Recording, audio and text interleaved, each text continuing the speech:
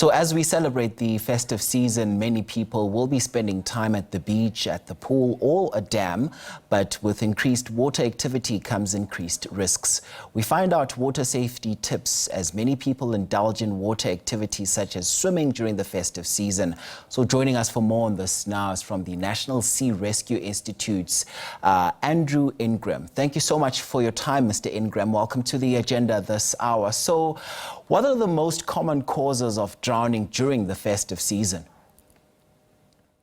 Good morning, Paul Lucy. The beaches are very, very busy already. And I think that the things that we really need to concentrate on is not drinking alcohol before we go into the water, and really importantly, supervision of children. We've had a number of tragedies around the country with children drowning, and I think that we need to put a serious request out to parents and caregivers to watch their children all the time. If they're in the water, be an arm's length away.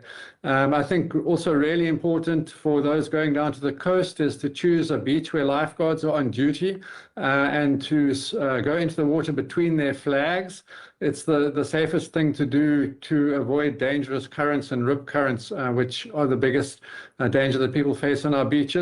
And then knowing an emergency number, 112 is the emergency number from your cell phone. You should know that before you need it, so that you can get help very quickly. And we're having a lot of rain in summer rainfall areas. So to people who need to cross flooding rivers, either in a vehicle or on foot, if a river's flowing strongly and you have to go across it, rather don't. Wait for the water level to drop or go around it. And Mr. Ingram, I want us to get into some of the common mistakes that people make, especially when they engage with water in any way. And some of those mistakes can even prove fatal. Talk to us about some of those mistakes. So I think that something that's really important to understand is that, in fact, drowning is silent. When we watch movies of somebody getting into difficulty in the water, they'll splash their arms and shout for help. And in fact, that's not so. Somebody who is in danger of drowning will be completely silent. All they're trying to do is breathe. So you can't shout for help when you're trying to breathe. And they'll quietly slip under the water. And that's why we say that parents and caregivers should be watching their children. You can't listen for them to get into trouble. And when they are in the water, just be very, very close. And then I think alcohol is always a problem, but especially at this time of the year when people are letting their hair down, relaxing, and getting into a holiday spirit. We don't drink and drive anymore in South Africa, so the same rules need to apply to swimming or going into the water and drinking alcohol. Don't drink alcohol and then go into a pool, dam, river, or the beach. Your senses will not be as sharp as they should be, and you could really be endangering your and other people's lives.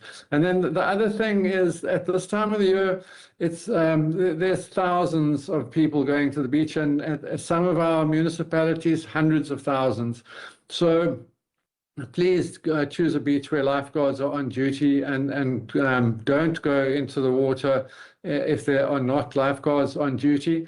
For those who are in areas where there are not lifeguards and they have no choice, ask the locals. They will know the safe areas and the areas that are not safe extremely well. And if you're a weak swimmer, just be very careful. Don't go in beyond your knees. And even then, if the water is pulling at you and you feel that it's pulling across the beach or out, get out the water. And here's the thing, as you've also rightfully mentioned, it's rainy season now, and some people like to go and unwind in some areas such as your dams as well as streams and rivers there, for a good braai. And with the raging rapids that can sometimes be volatile, talk to us about how does a person know that a particular area is a no-go area? It's much the same as the beaches, really. If you know a piece of water, a river, or a dam well, then you'll know where the deep parts are and where holes might be.